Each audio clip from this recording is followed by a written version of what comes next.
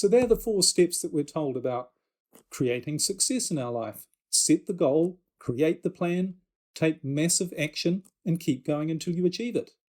Now, it all sounds good, doesn't it? I mean, it sounds like it should work. But in reality, what actually happens? Well, you come up with the goal, and you create the plan, and you work hard, and you take lots of action. But what really happens after that? You encounter all sorts of obstacles, don't you? You have problems. Things don't go according to plan, and you find yourself struggling and putting an enormous amount of effort to try and reach your goal. And the reality is, you never achieve it. Now, you might feel heroic or feel like you're making progress, and that might make you feel good on one level. But the reality is, you're struggling, and most of the time, you're not really getting any closer to the thing you want. And it's all very time-consuming, stressful, frustrating. And what happens? Eventually, you give up on the goal. And all of the time, you're thinking, the problem is with me. I'm not working hard enough. I'm not motivated enough. I need to learn more information. But actually, the problem isn't with you. The problem is with this whole goal-setting idea and process. Because here's the thing, and this is how we know that it's not you, but it's the process, is because very, very few goals actually ever get achieved.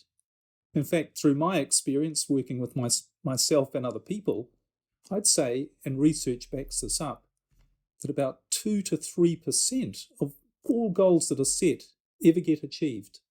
In other words, there's a 97 to 98% failure rate when it comes to this whole process of trying to achieve goals.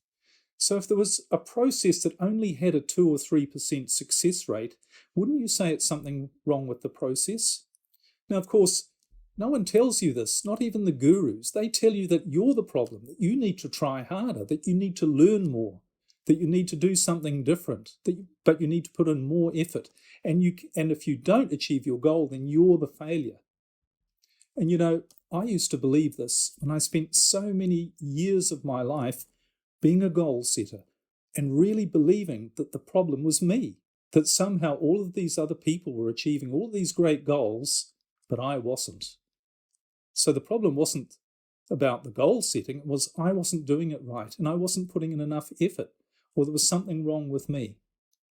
But the funny thing with my own life, it was only when I stopped really struggling to try and achieve goals. In fact, it's only when I stopped setting goals at all that my life started to work in a much better way than it had before.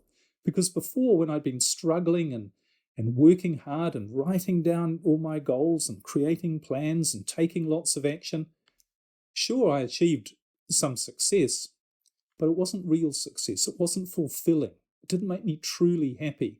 And most of all, it left me with all sorts of problems, frustrations, stresses, and all these things that were getting in the way of me really feeling great about my life.